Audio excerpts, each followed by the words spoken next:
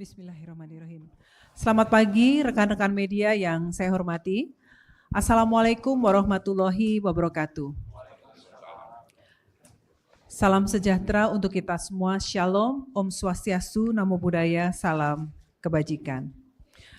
Senang sekali hari ini bisa bertemu dengan rekan-rekan media pada kesempatan yang sangat baik ini, di mana kami akan menyampaikan hal yang sangat penting ya, yang untuk menjadi informasi kepada publik semua yang akan disampaikan oleh rekan-rekan media.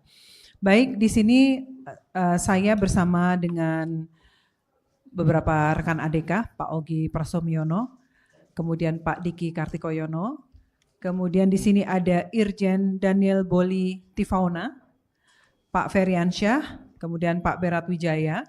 Kemudian saya juga bersama di sini dengan rekan-rekan dari aparat penegak hukum kita. Terima kasih, ini suatu kolaborasi yang sangat luar biasa. Di sini ada Kombes Pol Surya Aji, Kabak Ban Ops Korwas PPNS, Kombes RD Ardi Mulan, Kabak Penerangan Umum Divisi Humas Polri, kemudian Bapak Ahmad Muhtarom dari Jampidum Jaksa Madya Direktorat Jampidum Kejaksaan Republik Indonesia. Oh ya, ada Brigjen Pol Wisnu, nanti silakan di sini ya Pak ya, Wisnu Widarto, penyidik eksekutif, dan juga rekan-rekan ya dari tim OJK.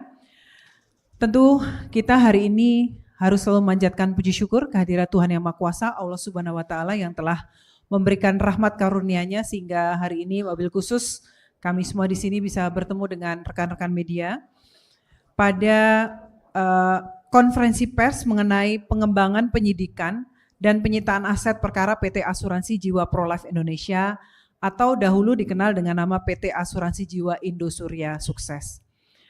Pada kesempatan yang sangat baik ini tentunya kami dari OJK menyampaikan apresiasi kepada seluruh pihak yang telah mendukung proses penyidikan perkara ini, khususnya kepada Kepolisian Republik Indonesia, Kejaksaan Agung Republik Indonesia, Kementerian ATR BPN, Bapenda Provinsi DKI Jakarta, Ditjen AHU Kementerian Hukum, dan tentu saja Departemen Penyidikan OJK itu sendiri. Kolaborasi lintas lembaga menjadi faktor penting dalam memperkuat efektivitas penegakan hukum, terutama dalam proses penelusuran, pemblokiran, dan penyitaan aset. Rekan-rekan media yang saya hormati, sebagaimana kita tahu bahwa sesuai dengan undang-undang, salah satu mandat penting OJK adalah melaksanakan fungsi penegakan hukum dalam rangka menjaga integritas sektor jasa keuangan, melindungi kepentingan konsumen dan masyarakat, serta menciptakan sistem keuangan yang sehat, transparan, dan terpercaya. Hari ini, OJK menyampaikan perkembangan penting proses penyidikan perkara dugaan tindak pidana di sektor jasa keuangan yang terjadi pada PT Asuransi Jiwa Prolife Indonesia atau dahulu dikenal dengan nama PT Asuransi Jiwa Indosurya Sukses, dengan tersangka dan lebih detail nanti Irjen Boli dan kawan-kawan yang akan menyampaikan. Berdasarkan hasil penyidikan, perkara ini terkait dugaan pengabaian atau penghambatan pelaksanaan kewenangan OJK pada periode 2020 sampai dengan 2023. Serta dugaan tidak dilaksanakannya perintah tertulis OJK tahun 2023 untuk membayar ganti rugi kepada konsumen sebesar 566,24 miliar rupiah. Rekan-rekan media yang saya hormati, perkara ini menjadi perhatian besar bagi OJK karena menyangkut kepentingan pelindungan kepada konsumen dan masyarakat yang memiliki hak untuk memperoleh kepastian hukum dan pelindungan atas hak-hak ekonominya. Bagi OJK, pelindungan konsumen ini menjadi suatu yang terus kita upayakan. Jadi sebagaimana rekan-rekan media ketahui, di OJK ini ada pengawas prudensial, ada pengawas market conduct yang ada di dalam satu atap. Jadi kita pastikan bahwa seluruh perkembangan, inovasi, pertumbuhan di sektor keuangan tidak mengorbankan kepentingan konsumen dan masyarakat. Dalam proses penyidikan perkara ini, penyidik OJK telah melakukan berbagai langkah, mulai dari penyelidikan hingga penyitaan barang bukti dan aset yang bernilai ekonomis. Hingga saat ini telah dilakukan penyitaan dan pengamanan 485 barang bukti dengan total aset yang berhasil disita dan diamankan mencapai 113,97 miliar rupiah. Saya ulang ya. Telah dilakukan penyitaan dan pengamanan 485 barang bukti dengan total aset yang berhasil disita dan diamankan mencapai 113,97 miliar rupiah, yang dimana rekan-rekan bisa melihat dari sisi uang tunainya dan juga beberapa aset properti yang terlihat dari sertifikat kepemilikannya. Capaian ini menunjukkan bahwa fungsi penyidikan OJK berjalan dengan baik, dan ini juga tentu atas sinergi dan kolaborasi dengan kementerian lembaga yang tadi saya sebut, Kepolisian Republik Indonesia, Kejaksaan Republik Indonesia, Kementerian ATR BPN, dan juga dari beberapa instansi lain yang saya sebutkan tadi. Ini juga perlu menjadi pesan tegas kepada seluruh pelaku usaha jasa keuangan bahwa OJK bersama dengan seluruh aparat penegak hukum tidak akan ragu untuk mengambil langkah penegakan hukum apabila terjadi pelanggaran-pelanggaran yang merugikan konsumen dan masyarakat, menghambat pelaksanaan kewenangan OJK, atau mengganggu integritas sektor jasa keuangan. Kami akan terus memperkuat pengawasan berbasis risiko, memperkuat koordinasi dengan aparat penegak hukum, serta tentu saja mempercepat respon terhadap kasus-kasus yang berpotensi atau telah merugikan konsumen dan masyarakat. Jadi untuk kasus-kasus lain kami sampaikan di sini, mungkin banyak menjadi pertanyaan masyarakat. OJK tidak tinggal diam, kami mungkin tidak selalu bisa mengupdate, menyampaikan kepada masyarakat, kepada konsumen yang menjadi korban, namun pada saatnya pasti akan kami sampaikan apabila hal itu telah memungkinkan. Kami terus mendorong perbaikan tata kelola industri jasa keuangan, dalam hal ini perasuransian, agar sektor ini semakin kuat, sehat, transparan, dan memberikan manfaat nyata bagi masyarakat. Penanganan perkara ini bukan hanya tentang satu kasus hukum, lebih dari itu ini adalah sebagai bukti upaya besar OJK dan bekerja sama dengan aparat penegak hukum lainnya untuk membangun sektor jasa keuangan yang terpercaya, karena kepercayaan adalah modal utama dari industri jasa keuangan. Nanti mohon maaf, saya, Pak Ogi, Pak Diki, kami harus meninggalkan forum ini karena kami sedang rapat Dewan Komisioner, tapi nanti akan dilanjutkan tanya jawab dan teknis dengan Pak Feryansyah dan juga Irjen Boli dan kawan-kawan semua. Kami persilakan Pak Ogi bila ingin menyampaikan terkait dengan teknis sedikit terkait perihal ini. Silakan Pak Ogi. Baik, terima kasih Ibu Ketua Dewan Komisioner OJK. Assalamualaikum warahmatullahi wabarakatuh. Rekan-rekan media, saya sedikit menambahkan apa yang telah disampaikan oleh Ibu Ketua.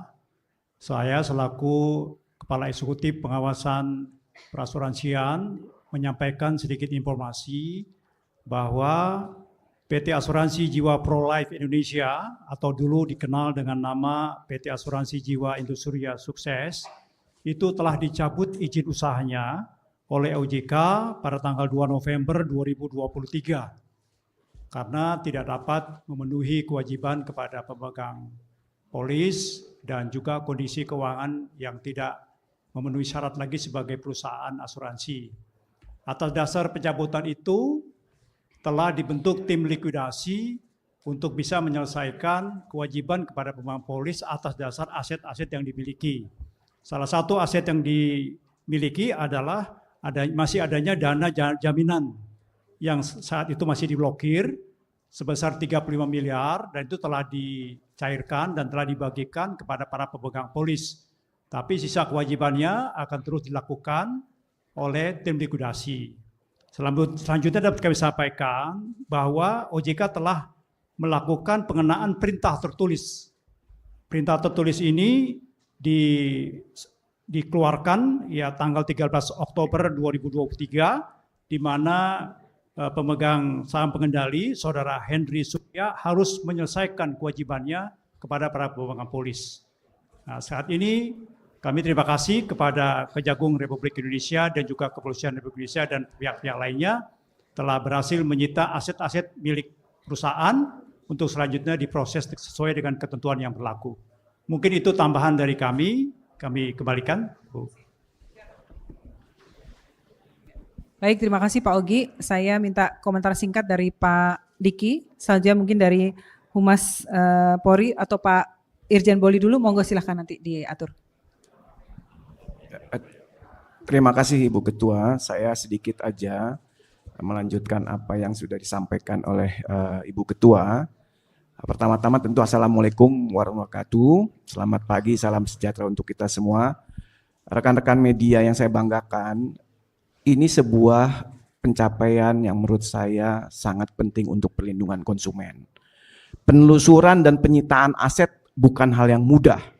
Ini betul-betul kita lakukan secara serius bagaimana tadi Bu Ketua sampaikan, koordinasi dengan kepolisian, kemudian kejaksaan, PPATK dan semua, tentu di sini juga ada ATR BPN, semua kementerian lembaga terkait ini membantu kita. Yang pasti tadi kami tidak tinggal diam. Dan prosesnya setelah ini tentunya adalah bagaimana kita akan melakukan keseluruhan proses hukum sesuai dengan ketentuan yang berlaku dan tentunya pada akhirnya adalah untuk perlindungan konsumen.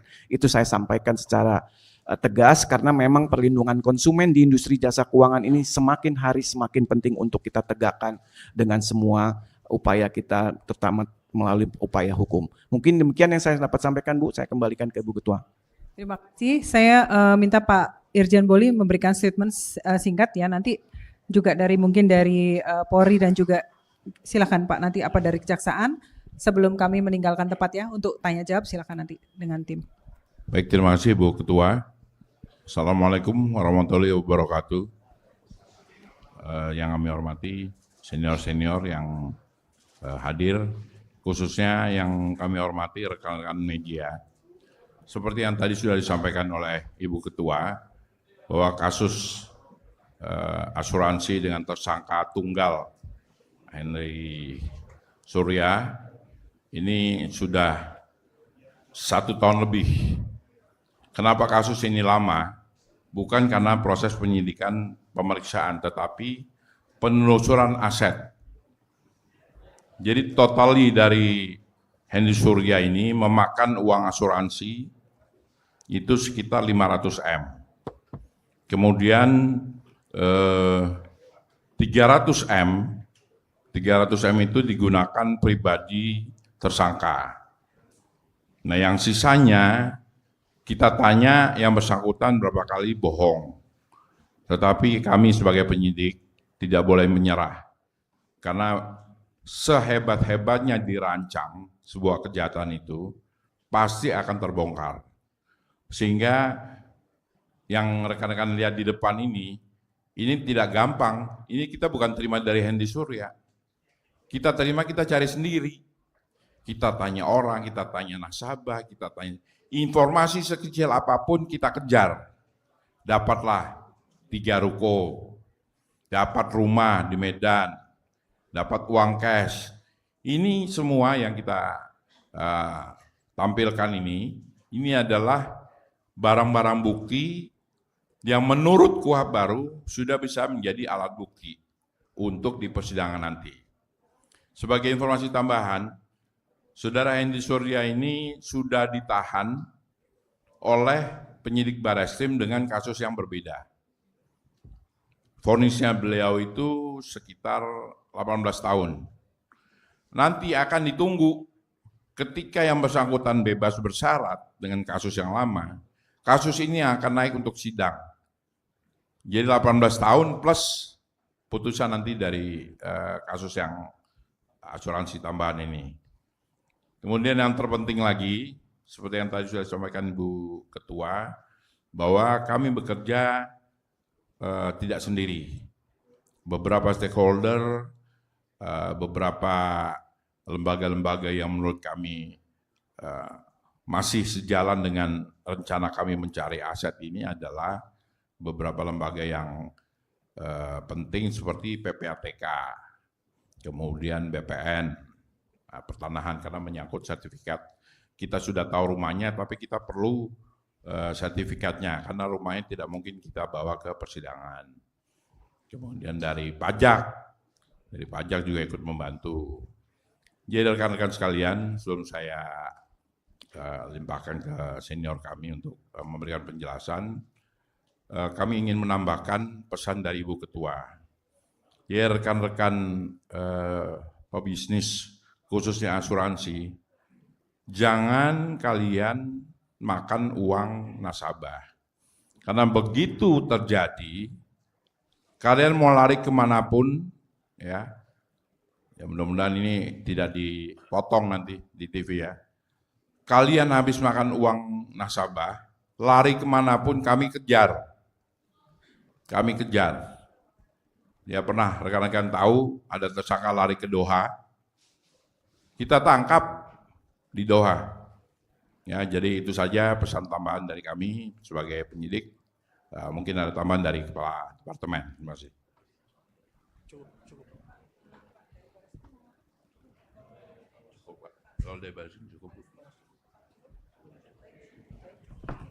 Terima kasih ya rekan-rekan media. Mohon izin saya, Pak Ogi dan Pak Diki harus kembali ke rapat Dewan Komisioner ya. Nanti beliau-beliau ini akan siap menjawab pertanyaan rekan-rekan semua ya. Jadi don't stay. Stay here ya, don't go anywhere. Baik ya, terima kasih ya. Assalamualaikum warahmatullahi wabarakatuh. Baik, terima kasih Ibu Ketua, Pak Ogi dan Pak Diki.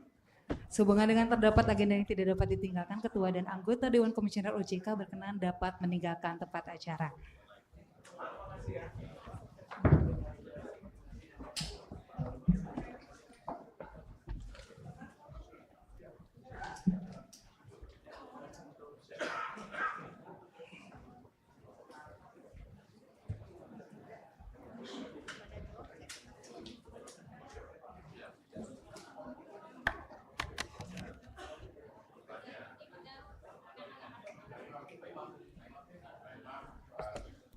Baik, untuk rekan-rekan media, dipersilakan untuk tetap di tempat karena kita akan melanjutkan sesi pendalaman dan diskusi yang nanti akan dipandu oleh Kepala Direktorat Komunikasi Publik OJK, Ibu Sekar Putri Jarot. Jadi kami sampaikan